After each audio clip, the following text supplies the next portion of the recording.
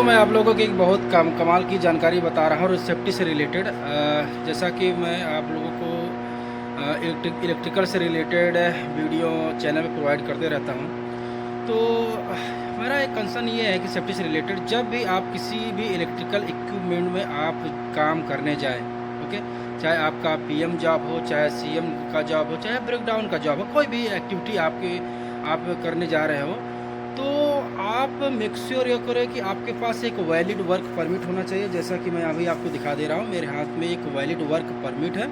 Okay, तो valid work permit ही होना आपके पास काफ़ी नहीं है, तो फिर इसमें एक और चीज़ आपको एडिशनल, जिसे कहते हैं रीचेक, आपको करना पड़ेगा। क्योंकि देखिए, आप टेक्नीशियन हैं, ओके, परमिट रिसीवर ने परमिट रिसीव करके आपको दे दिया है काम करने के लिए, लेकिन आप टेक्नीशियन, काम आप करेंगे, तो आपकी रिस्पॉन्सिबिलिटी बनती है कि आप इसको एक बार डबल चेक करें।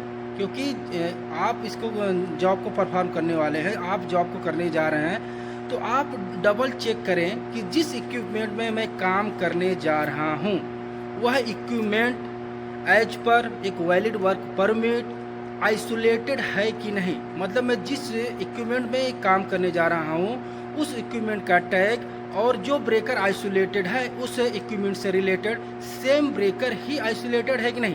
समझ रहे हैं? क्योंकि कभी कभी ऐसी मिस्टेक हो जाती है, आए दिन प्लांट में ये जो मिस्टेक है ना, ये मतलब कि रिपीट होती रहती है।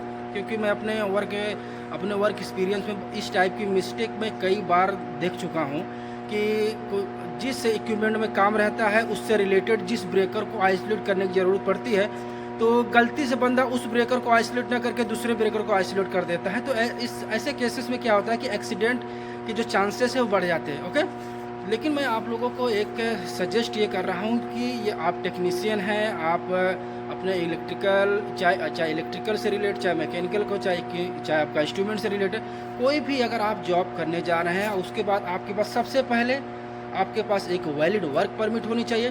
वैलिड वर्क परमिट के साथ साथ आपको रीचेक करना है, यानी रीकन्फर्म करना है कि जिस इक्विपमेंट में मैं जॉब करने जा रहा हूँ, वह उससे रिलेटेड जो ब्रेकर है एकदम रियल में वही ब्रेकर आइसोलेटेड है कि नहीं। तो इसके लिए आपको ये जो हमारी परमिट है, इस परमिट पे पूरा डिटेल्स मेंशन रहता है। तो चलिए मैं आपको दिखाता हूँ परमिट में कहाँ डिटेल्स मेंशन है, और उसके बाद ब्रेकर को आपको कैसे रेक्टिफाई करना, ये चीज़ भी आपको मैं दिखा देता हूँ। ओके, जैसे आप देखिए कि यहाँ एक हमारा 13.8 kV का एक ब्रेकर है, और ये ब्रेकर कौन सा आपका, आप देखिए उसके ऊपर ये जो लिखा हुआ है, ये इसका टैग नंबर है, ठीक है ना, ये इसका टैग नंबर है। और इसका जो डिस्क्रिप्शन है, डिस्क्रिप्शन में क्या लिखा है, हाई प्रेशर पंप नंबर 2, और इसका ये टैग नंबर है। और ये देखिए ब्रेकर हमारा लैकआउट टगआउट यहाँ पे लगा हुआ है। तो इसको आपको परमिट में आपको चेक कर लेना है। ये परमिट है, मैं परमिट में आपको दिखा दे रहा हूँ। इसमें 2 नंबर का देखिए, 2 नंबर में लिखा है 2GOA025 AD001 HP pump number 2। Same यहाँ पर आपको मिला लेना है 2GOA025 AD001, यानी हम जिस परमिट को लेकर के जिस इक्विपमेंट में काम करने जा रहे हैं उससे रिलेटेड ही हमारा यहाँ पर ब्रेकर आइसोलेटेड है। ओके, एक ब्रेकर और आइसोलेटेड है, इसको भी आपको मैं दिखा दे रहा हूँ, क्योंकि ये चीज़ें आपको क्रॉस चेक कर लेना है। क्योंकि सबसे पहले आपको सेफ्टी मस्ट है, उसके बाद आपको काम करना है। जैसे यहाँ पर देखिए एक और है कि booster to high pressure pump number 2, और इसका एक टैग नंबर है 2GOA020GX001। ये जो GX है ना, ये GX मतलब एक्चुअली क्या हो रहा है कि इस ब्रेकर से, जो ये ब्रेकर है, इस ब्रेकर को क्लोज होने के बाद जो सप्लाई है VFD में जाती है, फिर VFD हमारे मीडियम वोल्टेज की VFD से सप्लाई फिर मोटर में जाती है, इसलिए यहाँ पर ये GX लगा है। तो इसका भी मैं आपको दिखा दे रहा हूँ, यहाँ पर है, इसको मैं थोड़ा सा आपको दिखा दे रहा हूँ परमिट में। इसमें आप इसको देखिएगा, जो लास्ट वाला है 2GOA020 AD001, ठीक है। तो यहाँ पर देखिए 2GOA020, लेकिन यहाँ पर GX लिखा है, GX001। ये GX किस लिए लिखा है, क्योंकि मैंने आपको बताया कि यह जो ब्रेकर, इस ब्रेकर के क्लोज होने के बाद जो सप्लाई है मीडियम वोल्टेज की VFD में जाती है, फिर मीडियम वोल्टेज की VFD से फिर सप्लाई हमारी जाती है मोटर में, इसलिए यहाँ पर GX लिखा है। और लेकिन यहाँ पर लिखिए, देखिए 2GOA020 AD001। AD का मतलब ड्राइव मतलब मोटर से रिलेटेड है। ओके, इसमें कोई दिक्कत नहीं है। उसके बाद आगे फिर लिखा है, देखिए इसके आगे देखिए इसका description, booster high pressure pump motor number 2। इसके आगे जब पढ़ेंगे आइसोलेशन मेथड में कि ऑफ है, मतलब ब्रेकर हमारा ऑफ है, रैक आउट है, अर्थ लॉक लगा हुआ है, टैग भी लगा है। मतलब हमारा जो ब्रेकर है रैक आउट है, ये आपको चेक कर लेना है कि ब्रेकर बाहर निकला हुआ है।